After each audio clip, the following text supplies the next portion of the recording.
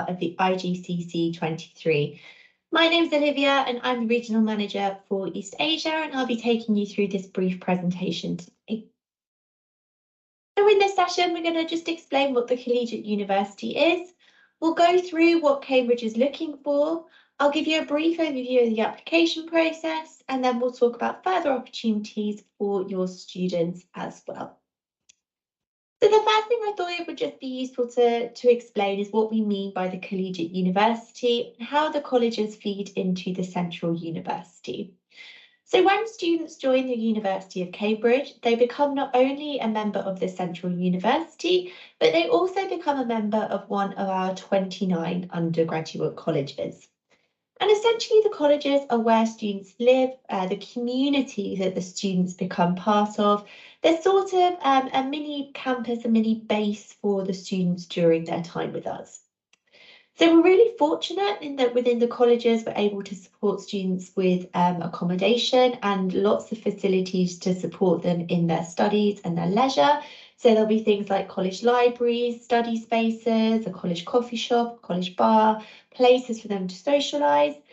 It's where we build in a lot of our academic and pastoral supports, but importantly, in terms of thinking about the admissions process, the colleges handle the individual admissions and they are the ones who admit undergraduate students. Now, sometimes students get a little bit worried that their academic experience is going to vary hugely depending on which college they end up at. But actually, it's the Central University which decide the course content. They're the ones who set and mark the examinations, and they are the ones who ultimately will be awarding the degree. So students should rest assured that whichever college they end up at, their academic experience will be the same. Now, in terms of kind of what Cambridge is looking for, we are very fortunate at Cambridge in that we do collect quite a lot of information about all of our students throughout the admissions process. And because our admissions process perhaps is slightly more involved than other UK universities, we are lucky in that we are able to kind of collect all of these different pieces of information. And we use them a little bit like pieces of a jigsaw puzzle. So kind of what we do is we sort of put them all together and we sort of use all of the bits of information to create a picture of the applicant as a whole. And it's this picture of the applicant as a whole that we base our admissions decision on. So we look at the student's academic record. So this includes the predicted grades that you have submitted as part of the application, but also we look at the prior record of that student as well. And we're really looking for students to be on an upward positive academic trajectory. We'll look at the personal statement that the student submits as part of UCAS. We'll look at the reference submitted as part of the UCAS application. We'll look at any written work that we ask the student to submit, any assessments that the student does, and of course their interview if indeed they are shortlisted for interview.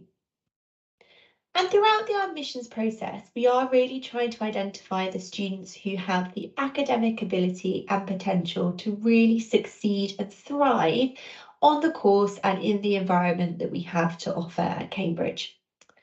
So we are really interested in identifying students who have got a genuine passion and are really engaged for their subject. We do really want students who kind of live and breathe their subjects and have taken the initiative to go away and develop their own subject interests. So we do want to see evidence of that kind of strong supercurricular engagement that there are other sessions on throughout the conference.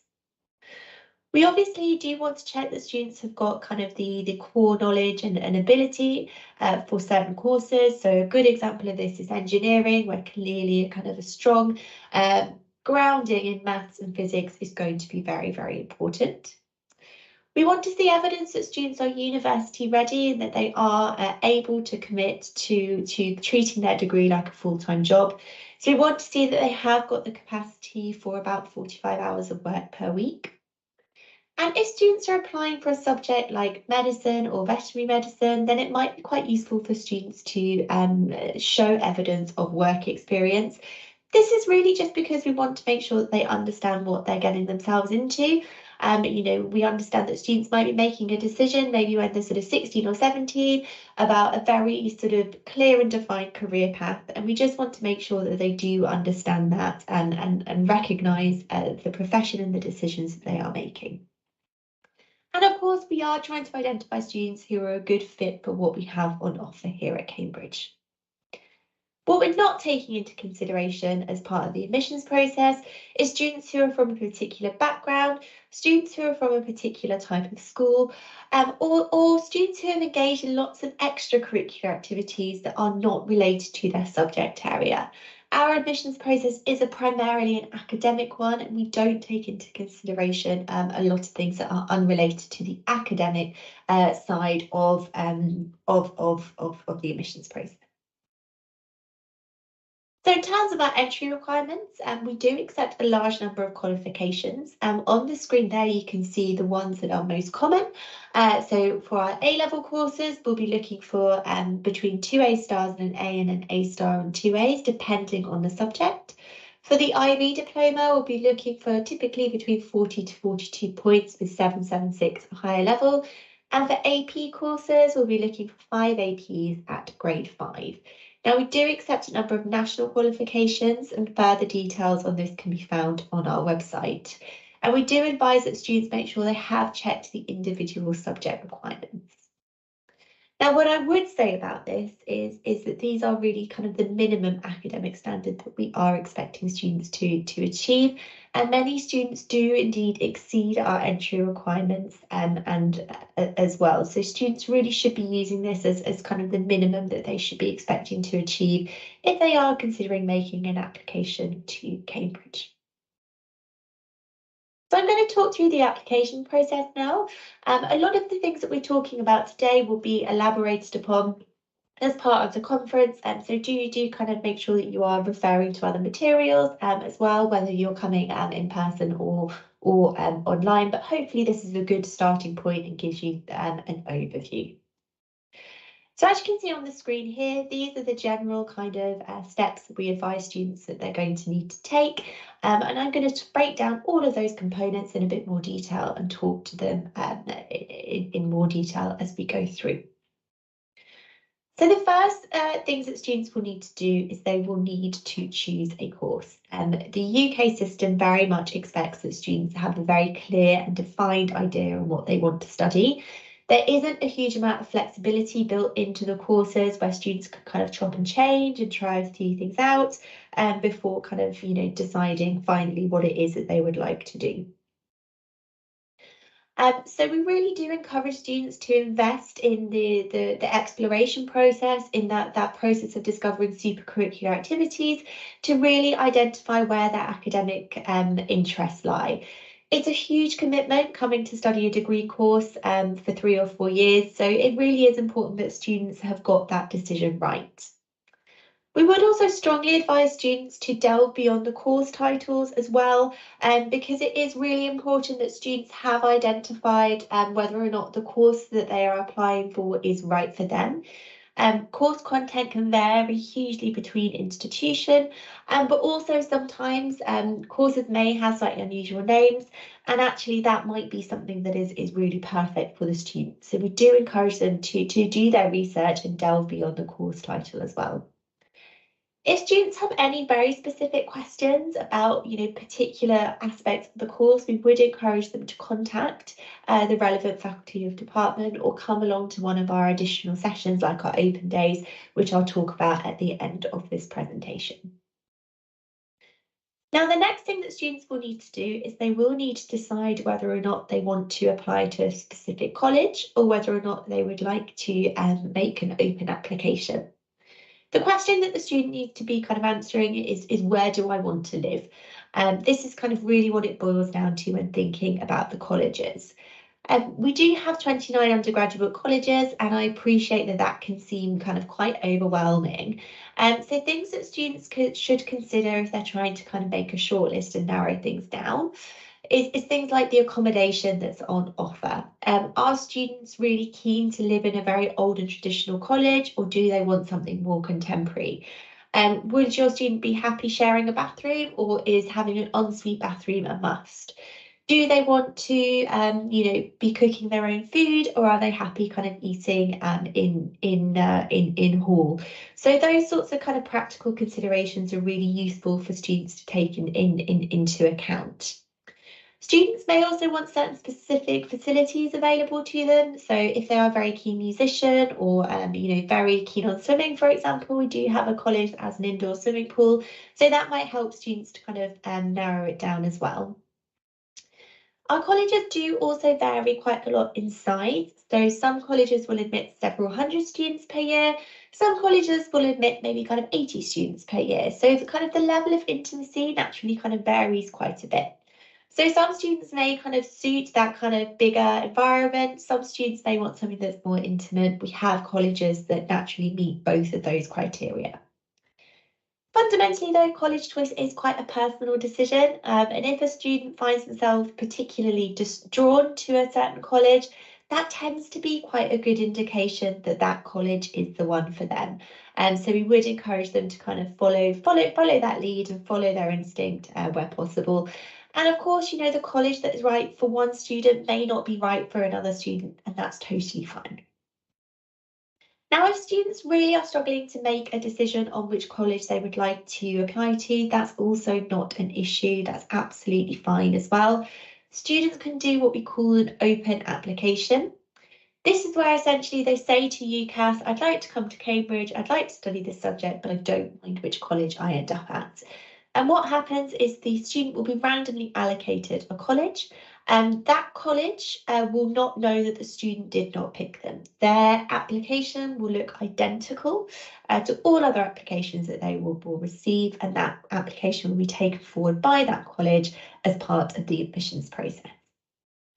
Now, the only thing we would say about making an open application is that if students have taken a strong dislike to a certain college, then we would advise them to choose a college, because once you have been allocated a college as part of an open application, you cannot then change that college. Now, many of our courses will also have an admissions assessments. So many of you will be aware of this already. The best thing for students to do is to check on the website whether or not their admission assessment requires them to register in advance. For all admissions assessments that are operated by the Cambridge Admissions Assessment Testing Service, the registration deadline will be the 29th of September for entry in 2024. If you have students who are applying for law, we are just waiting for the registration deadline for the LNAT assessment to be confirmed. But this will likely be in mid-September, so please do keep your eye out on the website for this. The pre-registration assessments are typically taken in British Council offices or in your school, depending on whether or not you are set up as a test centre. And many of you will be aware that this will be the final year that admissions assessments are undertaken in this current format. At the moment, we don't have any further details on what will be happening for 2025 entry and beyond, but as soon as that information becomes available, that will be communicated to you by us. So do make sure you are on our mailing list, and of course the website will be updated. Students should be encouraged to check carefully the relevant course page so that they know the type of assessment that will be required. Also, on the course pages, there are examples of past papers and specifications for the assessments so that students can really familiarise themselves with that content. Students will then need to make sure that they have their UCAS application ready. So the deadline for us to receive the UCAS application is exceptionally this year, the 16th of October, because the 15th falls on a Sunday. So the deadline has been moved to the 16th, which is a Monday. Naturally, should obviously be encouraging your students to submit well in advance of that. But yeah, we know that every year there are a few students who are a little bit last minute in getting everything ready. Now, an important part, obviously, of this application is the student's personal statement, and we have got a detailed session on that as well.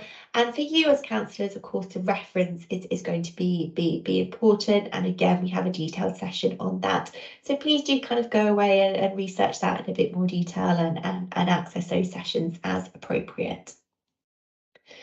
Now, in terms of the of additional steps for Cambridge, we do have the My Cambridge application.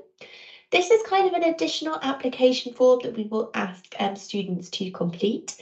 It just allows us to collect a little bit of extra information that we cannot access via UCAS. And some of this is very practical. It's like we need to get a photo of students just to double check that they are who they say they are if we invite them to interview. But some of it is really helpful to us. Like we'll ask students to tell us what they've covered at school so far. And this is just really useful in terms of contextualising where students are on their academic journey. Students will also see that there is an optional Cambridge-specific personal statement that they can complete. This is really for students who are studying a very sort of specific course that only Cambridge offers. So this could be something like natural sciences, HSPS, Anglo-Saxon, Norse and Celtic, where perhaps their UCAS personal statement is focused to other universities that they might be applying to. It's really helpful for us then just to have a bit of context as to why they really were interested in the specific course at Cambridge, but this is optional and students won't be marked down if they don't complete it. What we don't need to see as part of this optional Cambridge personal statement is why they've chosen a specific college, because of course a student could well have done an open application. So often we do ask students to submit written work as part of our courses, and the requirements for written work can be found on our website and on the course profiles. So this is typical for arts and humanities and social sciences, where essay writing is quite useful. Typically, this is just work that students have done as part of their A-level, IB course or AP courses. It doesn't need to be anything extra. Students will also be informed if they need to be aware of a Cambridge College written assessment. This is an assessment that students do not need to register for in advance. All details will be communicated to the student by the college if they are shortlisted for interview. And this brings me quite nicely on to interviews.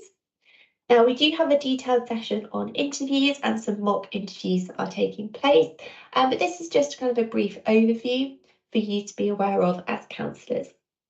Typically, these interviews take place during the first few weeks of December, and students can expect to be interviewed for about 35 to 50 minutes in total.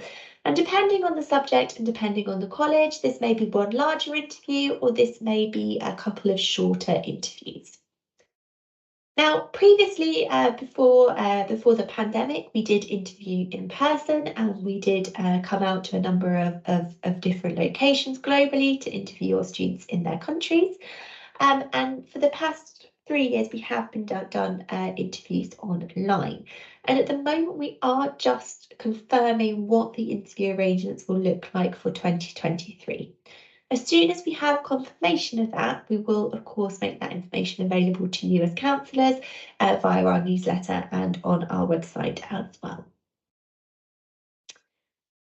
Now, as we mentioned, the Cambridge colleges are responsible for making the admissions decisions, and they will notify the students of their outcome of the application in January.